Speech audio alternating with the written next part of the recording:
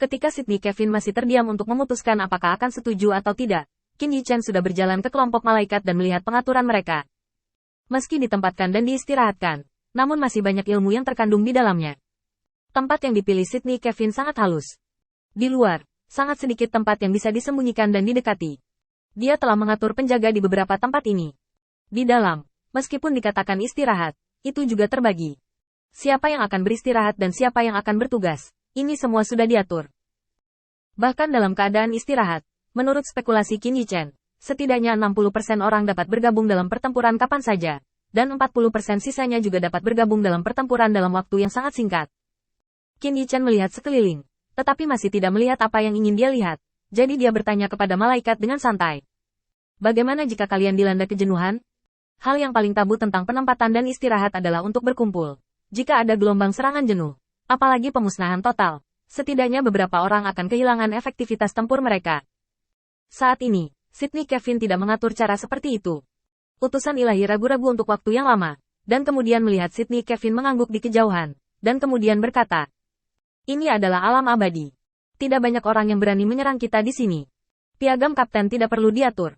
Qin Yichen mengangguk sambil berpikir, ternyata memang begitu. Namun, Qin Yichen sekarang ingin melihat bagaimana bawahan Sydney Kevin mengatur cara-cara ini.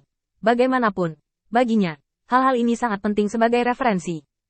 Qin Yichen tidak melihatnya, jadi jangan khawatir. Lagi pula, selalu ada waktu untuk beristirahat di wilayah bintang Huotu, dan Anda akan dapat melihatnya pada waktu itu. Melihat sekeliling lagi, Qin Yichen mengkonfirmasi hal-hal sepele ini sebelum mengangguk. Terima kasih. Setelah selesai berbicara, Qin Yichen terus berkeliaran dengan tidak bermoral. Sydney Kevin melihat pemandangan ini, dan sangat marah hingga otaknya sesak. Tapi alasan mengingatkannya lagi dan lagi bahwa dia tidak bisa membuat masalah saat ini.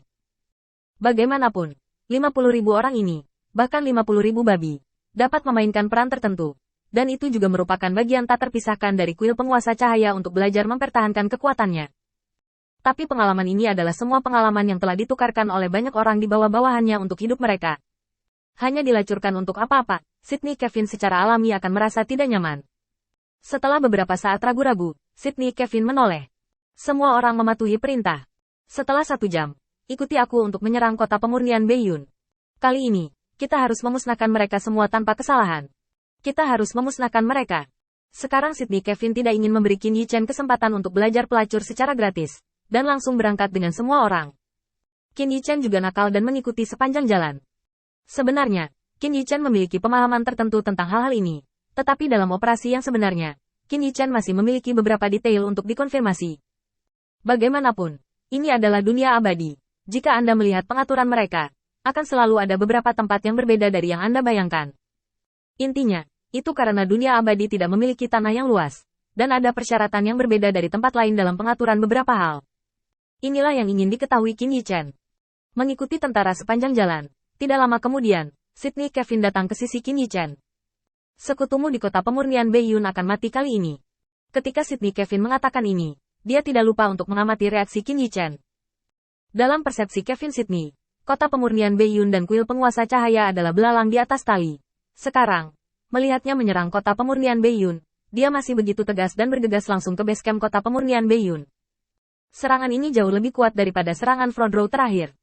Membunuh langsung ke basecamp hampir merupakan cara berjuang untuk hidup. Selama Shen Lianchen salah perhitungan, itu pada dasarnya adalah hasil dari kehancuran. Tapi jelas, reaksi Qin Yichen agak terlalu biasa. Tidak ada gelombang atau riak, seperti biasa mengikuti sekelompok orang dan melihat mereka melakukan sesuatu yang tidak ada hubungannya dengan dia. Melihat Qin Yichen begitu acuh tak acuh, Sydney Kevin tidak bisa menahan keraguan di hatinya. Kau tidak peduli sama sekali? Meskipun Anda tidak mengatakannya, saya tahu betul bahwa kota halus Beiyun dan Anda berada dalam aliansi. Anda menempatkan staf Anda di sini untuk membantu kota halus Beiyun berbagi tekanan. Juga, aku punya banyak alasan untuk curiga bahwa kamu akan memberitahu kota pemurnian Beiyun. Qin Yichen memberinya tatapan kosong. Spekulasi membosankan dapat dikesampingkan untuk saat ini, aku tidak memikirkannya. Mengatakan itu, Qin Yichen menggelengkan kepalanya dengan tatapan membosankan. Sydney Kevin tidak menyerah dan bertanya lagi. Mari kita lihat, ketika saatnya tiba untuk mengalahkan kota pemurnian Beiyun, bagaimana kalau aku memberimu pujian untuk pemenggalan? Saya tidak bermaksud apa-apa lagi. Saya hanya ingin mengatakan bahwa setelah kita memasuki Huotu Xingyu bersama, saya harap Anda dapat mengambil pujian untuk ini dan melakukan pekerjaan yang baik untuk menutupi sisi saya. Meskipun kamu juga akan melakukan ini karena perintah, aku masih berpikir bahwa dengan hukuman yang membosankan itu lebih baik daripada kesediaan hatimu untuk melakukannya. Qin Yichen menguap, dan dalam sekejap mata, dia mencapai langit di atas Beiyun Liancheng. Sydney Kevin telah mengatur tenaga kerja, dan dia dapat bergegas kapan saja. Dengan para elit di tangannya, dia akan mengambil kota penyempurnaan Beiyun, tetapi dia tidak terburu-buru untuk menyerang. Dia memperhatikan Qin Yichen beberapa kali, tetapi dia tidak merasakan ketegangan atau tekanan dari Qin Yichen, seolah-olah dia sedang menonton sesuatu yang tidak ada hubungannya dengan dia. Sydney Kevin datang ke Qin Yichen untuk terakhir kalinya dan bertanya, apakah kamu mengirim pesan ke Beiyun Lianchen? Kalau tidak, bagaimana Anda bisa begitu tenang? Atau apakah kamu begitu berdarah dingin sehingga kamu tidak peduli dengan sekutu ini? Mendengar ini, Qin Yichen mengambil kembali tatapannya yang melihat ke bawah. Sebenarnya, saya pikir Anda harus mengucapkan kata-kata ini setelah mengalahkan Shen Lianchen. Lagi pula, siapapun dapat membuat janji kosong. Bagaimana kalau saya memberi Anda pujian karena telah menekan wilayah bintang pembantaian Huo setelah kita memasuki wilayah bintang pembantaian Huo? Sydney Kevin terdiam oleh kata-kata Qin Yichen, dan menggelengkan kepalanya lagi dan lagi. Setelah sekian lama, saya kehilangan dua kata. Omong kosong. Mengabaikan Qin Yichen, Sydney Kevin memutuskan untuk menjaga jarak yang cukup dari Qin Yichen. Orang ini tidak kredibel atau dapat dipercaya. Di hadapan mantan sekutu, yang bisa begitu tenang, orang ini kemungkinan besar akan mengkhianati mereka. Tapi melihat ke bawah, perintah untuk menyerang sudah lama tidak dikeluarkan. Sydney Kevin menyapu kesadarannya lagi dan lagi dengan bingung. Yakin bahwa tidak ada yang ditempatkan di Beiyun Lianchen ini, dan tiba-tiba meraih leher Qin Yichen.